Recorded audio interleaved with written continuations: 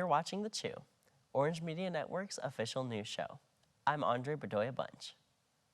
Our first story tonight concerns the general election just 2 days ago. Later in this broadcast, we'll chat with Fox Perez, OSU beat reporter for The Barometer, for his reactions to the results. Though the Associated Press has yet to call 2 states, it has called the presidential race for former President Donald Trump, who beat current Vice President Kamala Harris. Georgia, Wisconsin, Michigan, and Pennsylvania were key states in securing the necessary 270 electoral votes to win. In the Senate and the House, results are still yet to be fully determined, though Republicans have secured control of the Senate, having flipped 4 seats so far. Right now, Republicans hold 53 seats, Democrats 44, and an independent Senator, Bernie Sanders, holds 1. Control of the House is still undetermined. However, so far, Republicans have flipped 2 seats, having won 210. Meanwhile, Democrats are currently at 198. Turning our attention to Oregon's statewide elections for the House, the Associated Press has called 4 out of the 6 seats. Democrats have won 3 and lead in 2 others. Republicans have won just 1. This election, Oregon voted on 5 ballot measures, 115 through 119. So far, the Associated Press has called the vote for 4. 115 and 119 have passed. 115 allows the legislature to impeach elected officials, and Measure 119 requires marijuana businesses to remain neutral in its discussion of labor unions to employees. Measures 117 and 118 have failed to pass. 117 would have introduced ranked choice voting statewide, while 118 would have increased Oregon's minimum tax on certain corporations, funding equally distributed rebates on individual taxes. The Associated Press has not called Measure 116, which create an independent commission to set salaries for state officials. Next up, we're going to turn our attention to SafeRide, OSU's free ride service offered every day from 8:30 p.m. to 1 a.m. You may have noticed longer wait times as the term has progressed, especially during last week's Halloween festivities. Our team has observed wait times ranging from 1 to 4 hours, often extending beyond the service's closing time. In an emailed statement, SafeRide Program Coordinator Jeff Baxter said there are a variety of causes of long wait times, mainly increasing demand. According to Baxter, quote, "Our leadership team has been hard at work advertising all over campus for SafeRide as a service, and in the past week alone, we have had nearly 200 new accounts created for the SafeRide app to add to the thousands that currently exist. So, word of SafeRide service is spreading, and demand is increasing," unquote. Baxter additionally attributed increases in demand on poor walking conditions due to colder and wetter fall weather. Halloween week also saw a sizable uptick in demand due to increased parties in the Corvallis area. Aside from an increased demand, Baxter discussed the effects of seasonal flu on SafeRide staffing levels. According to him, 2 to 3 sick SafeRide drivers can decrease a fleet of 6 vehicles to 3 or 4, which would cause the wait times to increase. One student we've talked to mentioned having to SafeRide requests ahead of time, accounting for the delay in planning your transportation for evening parties. Try requesting an hour or more ahead from the time you know you want to leave. After the break, we'll have a chance to sit down with Fox Perez from The Barometer to unpack the election from a student perspective. Stick around.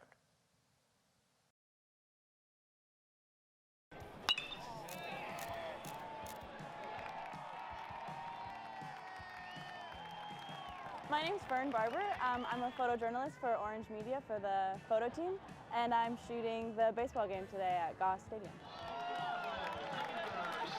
My name is Ethan Heathershaw. I am a sports writer for the Orange Media Network for Oregon State University. Today was my first coverage of a baseball game. A little confusing. It's like didn't know where everything was, but eventually we got there and figured it out. I got to sit up there in the press box with all my fellow media members. It's ended with a great game today with the Beavers taking home an 11-0 win.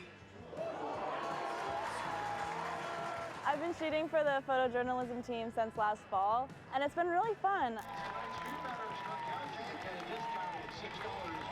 Today I was shooting with a 300 zoom lens that was manual focus. The big zoom, the big lens made it a lot easier to get photos of people who are really far away, which is obviously important for baseball in particular with a big field.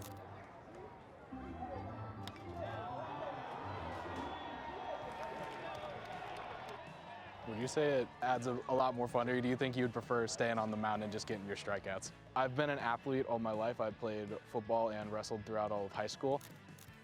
I've been writing for the Daily Barometer for I think close to maybe 3/4 of a year now. I've been shooting for OMN for almost 2 years now. I'm graduating this year. I didn't have a lot of experience with photography when I first started with OMN, so if there's anyone who wants to get into sports photography or photojournalism or just photography in general, the photo team is a great place to start.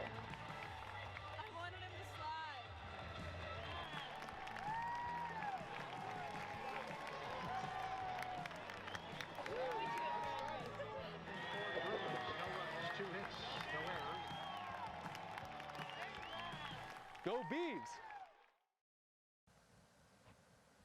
Welcome back to The Chew. Just 2 days ago, the United States held its general election. Here to unpack the results from a student perspective is Fox Perez. So, in regards to the general election, how do you feel about the results?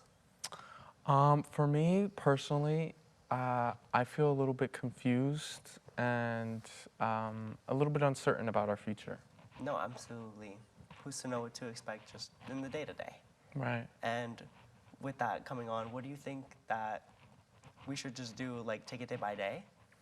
Yeah, I think the average American, I think all we have is to take it day by day. It's hard to say what'll happen between now and the next 2 months, and then past inauguration, really finding out what's talk and what's not. Yeah, and finding out what truly policies are going to be put in place. Right. With potential policies being put in place by Trump, do you think that there might be any that will impact you personally or impact those around you? For me personally, not sure that there will be any that impact me, but definitely those in my life who I care very deeply about, and so there is some worry about that. Yeah, of course. There's always just to be like that general concern and security for those around us. Right. And then just kind of narrowing the scope instead of looking at our broad impact, since we're unsure of what could happen generally. In Oregon, there's been various measures passed or not passed and discussed. Specifically, there's one, Measure 115, with regards to impeaching officials. Mm-hmm. Why do you think this could help with accountability and just making sure that those that we represent as our elected officials are appropriately representing us? Right. I think it puts in place a certain systemic process in keeping our elected officials accountable towards us. Throughout Oregon's history, according to what I know, there hasn't necessarily been any reason for an impeachment process, and I don't believe that there is a call or need for one currently, but Oregon is the only state in the union without a formal impeachment process for our local legislature. And so doing this, I think, just kind of keeps us in line with the rest of the nation. Yeah, absolutely. We kind of make it to the status quo and just kind of play our part Right. alongside everyone else, as we probably should have been. Right. Yeah. And then besides that measure, there's also Measure 117, which kind of dialogue more of our ranked choice voting. Right. So do you think, like, what are your thoughts on how Oregonians might have approached this measure, being like, when it comes to them thinking on whether or not it should be passed or not passed, what do you think their thoughts were on this general measure? Right. I think it was really ahead between those looking for a change in our electoral process and those insistent on the status quo. And I think based on the results that the status quo won, for reasons why it did not pass, I can't say for sure, but I can only speculate that it kind of came down to individuals maybe not fully understanding the ranked choice voting process and how that works, and also not seeing a reason to have it instated. The first past post system where whoever first to require the majority of votes kind of takes the whole winning. That's what's familiar, and they don't really see a need for a change. Yeah, 100%. Do you think that this could open the possibility for like a new way of voting rather than either two options, that this could just be, we don't like either of these options, maybe let's pave a new path? Yeah, I have heard certain criticisms towards ranked choice voting, particularly in, let's say, someone doesn't receive enough votes in the first round, but due to certain contingencies, they pass through.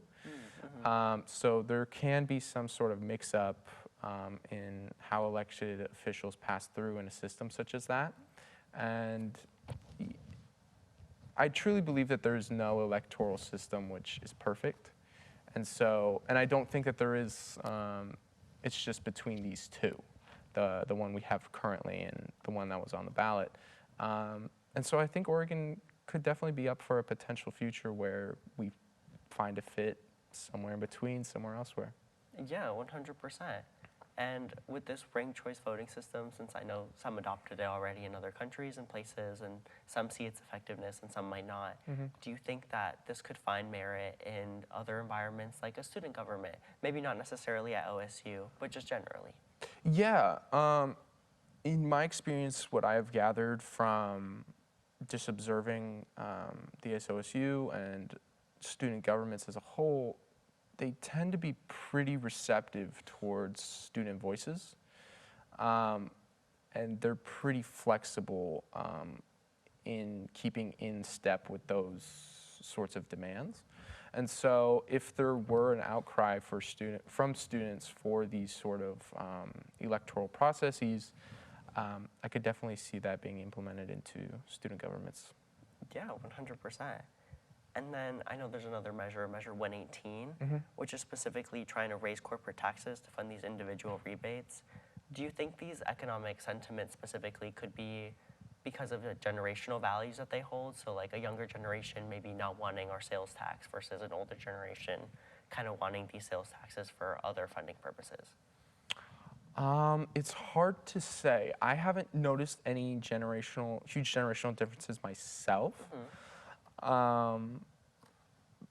But I will say that throughout maybe the last 30 years or so, the state of Oregon has been fairly liberal in the sense that it is pretty generous in its tax laws in, I guess, their implementation. And so this rejection of this ballot measure, I think... Do you want to clarify what you mean by generous? Oregon kind of, I would say, tends to have higher taxes than maybe, say, a state like Texas. Okay. And I think that is kind of in line with democratic policies. But this rejection of this local ballot measure, I think, sort of represents a potential shift towards more conservative thinking, more Republican thinking in the way we approach tax laws. Okay, yeah, interesting. Okay, do you think this like to tie it all in, do you think this really kind of aligns with our current election results with that more maybe Republican thinking? Yeah, I think what we're really seeing with this election, both I'd say locally and federally, is there's sort of a red wave where there's a lot of influence from conservative thinking, and I don't think Oregon is any exception to that. You know, the urban growth in the state of Oregon, from what I've observed, is slowing. And because of that, I think it's giving rise to maybe some conservative voices which maybe haven't had the chance to find a platform to speak on in the last few decades. Yeah, do you think that finding this platform for them to speak on in any regard, it could have a hard time just like generally washing out any newer voices either of that? Like I know it's becoming more Republican voice, as we said. Do you think maybe even Democratic voices could have a harder time getting out there now? Difficult to say. Okay. For the state of Oregon, I think we are still firmly a blue state, at least under the first past post system. But I could see it becoming more contentious, and it could be in the upcoming years more difficult for Democratic voices to sort of take the lead as more conservative voices prove of value to Oregonians. Yeah, 100%. Well, unfortunately, that's all the time we have. Thank you so much for being here. Yeah, thank you. This has been The Chew. Follow at The Chew Live on Instagram. I'm Andre Bedoya Bunch. Have a good night.